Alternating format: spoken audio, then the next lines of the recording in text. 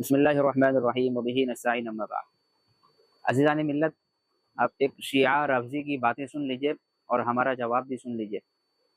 پھر آپ کہتے ہیں کہ یہ شرک ہے۔ بھائی پہلے شرک ہونا دیکھیں، اصل اشیاء میں اباحہ کی ہے، آپ پہلے ثابت کر رہے ہیں کہ یہ مکروہ ہے۔ ہم آپ دلیل لے کے آئے ہیں کہ استمداد استغاثہ غیر اللہ سے، حرمت تو چھوڑیں، شرک تو دور کی بات ہے، آپ کوئی دلیل لے کے آئیں کہ یہ مکروہ ہے غیر اللہ سے، کوئی دلیل لے کے آئیں، ہم مان لیں گے بھائی، آپ سب ہاتھ اٹھا دیں گے باتوں سے۔ یہ اس پہ کوئی دلیل، آپ غیر اللہ سے، اللہ کے علاوہ کسی اور سے مدد لینا شرک نہیں ہے، یہ تو دور کی بات، حرام بھی نہیں ہے، یہ تو مگر اس کے کراہت میں بھی کوئی دلیل نہیں، ختم۔ عزیزان گرامی، آپ نے جس کی باتیں ابھی سنی ہے، یہ اس کا تعلق شیعیت سے ہے، اور یہ ایسی باتیں کر رہا ہے استمداد کے متعلق، غیر اللہ سے مدد مانگنے کے متعلق، اور قرآن کریم کی آیت سے یہ دلیل کا مطالبہ کر رہا ہے کہ غیر اللہ سے مانگنا شرک نہیں ہے، غیر اللہ سے مانگنا جو ہے یہ کفر نہیں ہے، اور یہ دلیل کا مطالبہ کر رہا ہے، بلکہ چیلنج دے رہا ہے کہ شرک تو دور کی بات ہے، اس کی قباحت پہ، کراہت پہ، مکروہ ہونے پہ کوئی ایک دلیل لے آؤ۔ چلیے آج ہم قرآن کریم سے ہی اس کو دلیل دیتے ہیں۔ قرآن کریم کے اندر اللہ تبارک و تعالی خود غیر اللہ سے مدد مانگنے کی قباحت بیان کرتے ہیں اور پابندی لگاتے ہیں۔ کہاں پہ؟ سورہ احقاف آیت نمبر 5، اللہ تعالیٰ فرماتے ہیں وَمَنْ أَضَلُّ مِمَّنْ يَدْعُو مِن دُونِ اللَّهِ، اس سے بڑا گمراہ کون ہو سکتا ہے جو اللہ کے علاوہ کو پکارے، ایسوں کو پکارے، مَن لَا يَسْتَجِيبُ لَهُ إِلَى يَوْمِ الْقِيَامَةِ، جو اس کے پکار کا قیامت تک جواب نہیں دے سکتے، وَهُمْ عَنْ دُعَائِهِمْ غَافِلُونَ، اور وہ ان کے پکار سے بھی غافل ہے۔ تو یہ قرآن بیان کر رہا ہے کہ وہ ان کے پکار سے غافل ہے، یعنی آپ جس رسول اللہ کو پکار رہے ہیں یا جس ولی اللہ کو پکار رہے ہیں، یا علی یا علی یا علی المدد، یہ جو نعرہ آپ لگا رہے ہیں، یا رسول اللہ المدد یہ نعرہ آپ لگا رہے ہیں، یا ولی اللہ المدد یہ نعرہ آپ لگا رہے ہیں، تو یاد رکھیے جس شخصیت کو بھی آپ پکار رہے ہیں وہ آپ کی پکار سے، آپ کی دعاؤں سے، آپ کی باتوں سے بے خبر ہے، اسے پتہ تک نہیں کہ آپ اس سے کیا مانگ رہے ہیں۔ یہ قرآن کہہ رہا ہے کہ وہ ان کے پکار سے بھی غافل ہے۔ یہ ہے دلیل اس کی حرمت پہ، یہ ہے دلیل اس کے شرک ہونے پر۔ تم قرآن تو پڑھتے نہیں ہو۔ جو شخص اور جو جماعت صحابہ کرام کے مخالف ہو، صحابہ کرام کی عظمت کے مخالف ہو، یعنی حضرت ابوبکر صدیق کو جو شخص نہ مانے، حضرت عائشہ رضی اللہ تعالی عنہا کو جو شخص نہ مانے، تو اس کی کیا ہی بات آپ مان سکتے ہیں؟ تو یہ قرآن کریم ہمیں بیان کرتا ہے کہ غیر اللہ سے مدد مانگنا قطعاً جائز نہیں ہے، بالکل بھی جائز نہیں ہے۔ اسی طرح قرآن کریم دوسری جگہ تاکید کر رہا ہے، حکم بھی دے رہا ہے، اللہ سے مانگنے کی ترغیب آئی ہے اور غیر اللہ سے مانگنے کی ممانعت آئی ہے قرآن کریم کے اندر، دونوں باتیں ہیں، ایسا نہیں ہے کہ اس کی ممانعت نہیں ہے، اور جگہ جگہ قرآن کریم تاکید سے بیان کرتا ہے۔ سورہ فاتحہ کے اندر آپ دیکھیں ایاک نعبد و ایاک نستعین، عبادت کا ذکر پہلے کیا اور استمداد کا ذکر بعد میں کیا، اور دونوں کو خاص کر دیا۔ اس آیت کی تفسیر کے اندر بعض مفسرین فرماتے ہیں کہ پورے قرآن کریم کا جو خلاصہ اور جو راز ہے وہ سورہ فاتحہ کے اس آیت کے اندر ہے، یعنی یہ ایک نچوڑ ہے، عبادت کرنا اور اسی سے مدد مانگنا، یہ بہت اہم کام ہے، اور یہ بہت اللہ کے نزدیک یہ بہت پسندیدہ کام بھی ہے۔ اگر کوئی شخص خالص اسی کی عبادت کرتا ہے، اس کی عبادت میں کسی اور کو شریک نہیں کرتا، جیسا کہ آج کے غیر مسلم، ان کے 360 بت ہوتے ہیں، 360 معبود ہوا کرتے ہیں، یہ کسی ایک معبود کی عبادت نہیں کرتے، ان کے بے شمار معبودان باطلہ ہے، کبھی اس کی پوجا کرتے ہیں تو کبھی فلاں کی پوجا کرتے ہیں۔ تو قرآن کریم نے اس کا بھی انکار کیا ہے، ایاک نعبد، ہمیں یہ سکھایا گیا ہے کہ ہم تیری ہی عبادت کرتے ہیں، تو اس سے غیر اللہ کی عبادت کی نفی ہو گئی۔ اسی آیت کا دوسرا حصہ وَإِيَّاكَ نَسْتَعِينُ، کہ ہم تجھ سے ہی مدد مانگتے ہیں، اس سے جو آج کل کے نام نہاد مشرکین حضرات ہے اور اہل بدعت حضرات ہے، جو وسیلہ کے نام پہ شرک کیے جاتے ہیں، ان کو پتہ تک نہیں کہ وہ وسیلہ کے نام پہ شرک کر رہے ہیں، اور جو غیر اللہ کو پکارتے ہیں اس کی نفی ہو گئی۔ پتہ یہ چلا اللہ کی عبادت میں بھی کسی کو شامل نہیں کرنا ہے، اور اس سے مدد مانگنے میں بھی کسی کو شامل نہیں کرنا ہے، خالص اس کی عبادت، خالص اسی سے مدد طلب کرنا، اسی کو کہا۔ اچھا، اس کے اندر تاکید کیا ہے؟ تاکید یہ ہے ایاک، کاف ضمیر مخاطب کے لیے ہے، اسی میں تاکید آ گئی کہ تیری ہی عبادت کرتے ہیں اور تجھ سے ہی مانگتے ہیں۔ ورنہ اگر تاکید والی بات نہیں ہوتی اور اشتراک والی بات ہوتی تو اللہ تعالیٰ یہاں پر ایاکا، لفظ ایاکا اس آیت میں بیان نہیں کرتے، صرف کہہ دیتے نعبدو و نستعین، تو نعبدو کا ترجمہ ہوتا ہے ہم عبادت کرتے ہیں، نستعین کا ترجمہ ہوتا ہے ہم مدد مانگتے ہیں، ٹھیک ہے. تو اس میں تاکید پیدا کرنے کے لیے لفظ ایاکا کا استعمال کیا گیا، ایاکا تیری ہی، خاص کرنے کے لیے، وَإِيَّاكَ نَسْتَعِينُ تجھ سے ہی مدد طلب کرتے ہیں، تو ہی کا ترجمہ یہاں سے نکلتا ہے. لیکن حسن اللہ یاری شیعہ شخص نے جو رافضی ہے اس نے اس کا بھی انکار کر دیا اور کہا کہ اس کے بے شمار الگ الگ تراجم ہے اور بہت ساری تعویلات کرنے کی ناکام کوششیں کی ہے. یہ ان کی چال بازی ہے اور ان کی جہالت ہے. اچھا، اور اگر آپ یہاں یہ نہیں مانتے ہیں کہ ہی کا فرق آپ یہاں نہیں نکالتے ہیں، اور اگر آپ کا کہنا ہے کہ نہیں یہاں ہی ترجمہ نہیں بنتا ہے، تو پھر آپ کو یہاں پر بھی لگانا پڑ جائے گا، لفظ بھی، کہ تیری بھی عبادت کرتے ہیں، تجھ سے بھی مانگتے ہیں. اگر آپ ایاک نستعین سے یہ معنی مراد لیتے ہو کہ اللہ کے ساتھ ساتھ ہم غیر اللہ کو پکار بھی سکتے ہیں، تو ایاک نعبد میں بھی یہ معنی نکل جائے گا کہ اللہ کی عبادت کے ساتھ ساتھ دوسروں کی بھی عبادت کر سکتے ہیں. وہاں پہ بھی جواز کا دروازہ کھلے گا. اگر اس آیت میں غیر اللہ سے مانگنے کا جواز آپ سمجھتے ہو کہ ایاک نستعین سے مطلقاً مدد مانگنا مراد ہے، خاص نہیں کیا گیا، اگر آپ یہ سمجھتے ہیں تو ایاک نعبد میں بھی مطلقاً عبادت ہی مراد لینا پڑے گا، جس سے کفر کا دروازہ پھر عام ہو سکتا ہے.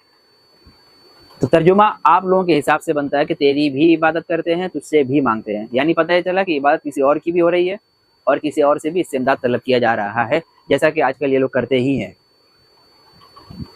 ظاہر سی بات ہے ایک آیت میں اگر آپ کسی اور کی عبادت کر رہے ہیں تو یہ کفر کا دروازہ کھلا، اور اسی کا دوسرا والا حصہ سے شرک کا دروازہ کھلا. تو کفر اور شرک دونوں کی ممانعت اس آیت کے اندر ہے، لیکن اس احسن اللہ یاری کو اتنا بھی معلوم نہیں ہے. اچھا آئیے دوسری طرف چلتے ہیں. سورہ مزمل کے اندر اللہ تعالیٰ فرماتے ہیں لا الہ الا ہوا فاتخذہ وکیلا، کہ وہی مشرق اور مغرب کا رب ہے جس کے سوا کوئی معبود نہیں، بس آپ اسی کو اپنا کارساز بنائیے. یہاں بھی تاکید آئی ہے کہ آپ حکم دیا گیا کہ آپ بنائیے، فاتخذہ، آپ اس کو بنائیے، وکیلا کارساز، یعنی بگڑی بنانے والا، مشکل حل کرنے والا. تو کارساز کس کو بنانا؟ اللہ کو بنانا. اللہ تعالیٰ حکم دے رہے ہیں کہ آپ اسی ذات کو کارساز بنائیے جو مشرق اور مغرب کا مالک ہے، جو مشرق اور مغرب کا رب ہے، بحر و بر کا رب ہے، خشکی اور تری کا مالک ہے، زمین اور آسمان کا مالک ہے، چاند اور سورج کا مالک ہے. اسی کو آپ اپنا کارساز بنائیے، اس کے علاوہ کسی اور کے پاس جانے کی قطعاً ضرورت نہیں ہے.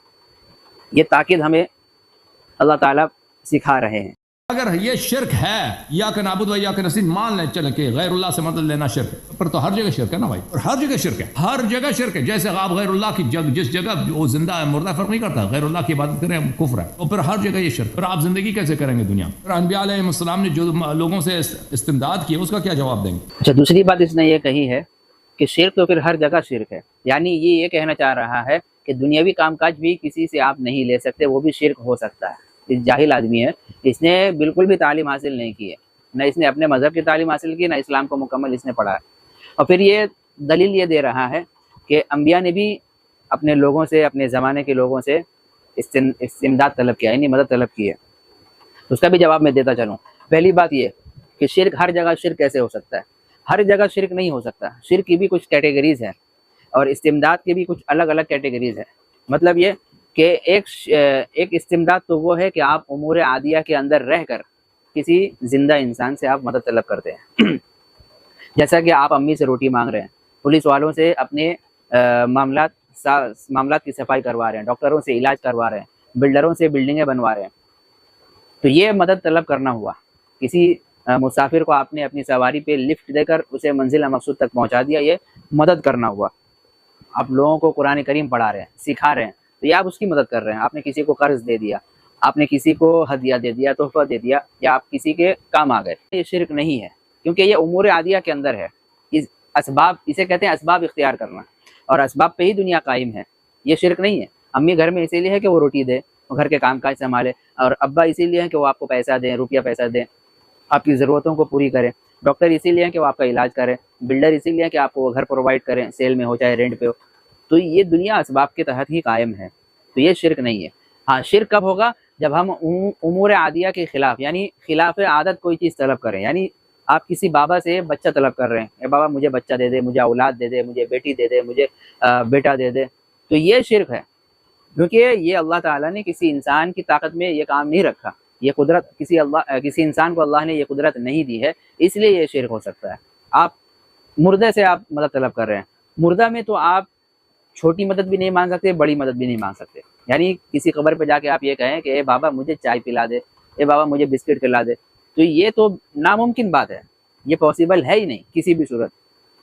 تو یہ شرک ہے. تو امور عادیہ کے خلاف اگر آپ جہاں پہ بھی جائیں گے وہ شرک ہو سکتا ہے, وہ شرک ہے.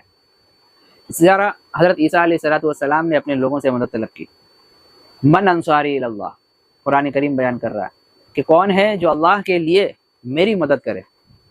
تو حواریوں نے کہا تھا نحن انصار اللہ, ہم تمام کے تمام اللہ کے لیے مدد کریں گے. تو یہ مدد طلب کرنا یہ شرک نہیں ہے. آپ علیہ السلام نے بھی اپنے زمانے میں صحابہ کرام سے بہت ساری مدد لی ہے. جنگ کے موقع پہ سریہ روانہ کیا گیا, غزوات کو بھیجا گیا تاکہ وہ کفار سے مقابلہ کرے, مال غنیمت لے کر آئے اور دین اسلام کی اشاعت ہو اور دین مضبوط ہو. تو یہ مدد شرک نہیں ہے, یہ تعاون کرنا ہوا. قرآن کریم اس کو بیان کرتا ہے. قرآن کریم بیان کرتا ہے وَتَعَاوَنُوا عَلَى الْبِرِّ وَالتَّقْوَىٰ, کہ تم نیکی کے کاموں میں اور پرہیزگاری کے کاموں میں ایک دوسرے کا تعاون کرو, ہیلپ کرو, مدد کرو. وَلَا تَعَاوَنُوا عَلَى الْإِثْمِ وَالْعُدْوَانِ, کہ گناہ کے کاموں میں تعاون مت کرو, مدد مت کرو. یعنی گناہ کے لائن سے جتنے بھی کام کاج ہے اس میں تعاون نہیں کرنا ہے, کسی کا ساتھ نہیں دینا گناہ میں, اس کو بڑھاوا نہیں دینا, اور جتنے نیکی کے کام میں ہے سب میں آپ ایک دوسرے کا تعاون کرو. تو یہ شرک نہیں ہے. کسی سے کوئی مستحق اگر کسی سے زکوٰۃ مانگ رہا ہے کہ مجھے زکوٰۃ دے دو, تو یہ شرک کیسے ہو سکتا ہے؟ اللہ نے اس کا نظام ہی اس لیے بنایا کہ مالداروں سے لے رہے اور غریبوں کو دے. تو زکوٰۃ مانگنا بھی شرک ہو جائے گا پھر آپ کے حساب سے, صدقہ وصول کرنا بھی شرک ہو جائے گا آپ کے حساب سے, جب آپ اگر یہ کہیں گے کہ شرک ہر جگہ شرک ہے. پھر تو یہ آپ کا بیان کرنا ہی غلط ہے. یہ شدت پسندی والی بات ہے. یعنی آپ کی بات اگر رد ہو رہی ہے تو آپ وہ کام بھی رد کر رہے ہو جو دنیاوی کام کاج ہے. آئی بات سمجھ میں؟ تو رزق, خیرات, برکات اور اسی طرح رحمت, یہ تمام ایسی چیزیں ہیں جس کا اختیار صرف اللہ تعالیٰ کے قبضۂ قدرت میں ہے. یہ بندے کے اختیار میں نہیں ہے کہ آپ کو جو ہے برکت دے دے, آپ کے اوپر رحمت کر دے, یہ بندے کے اختیار میں نہیں ہے.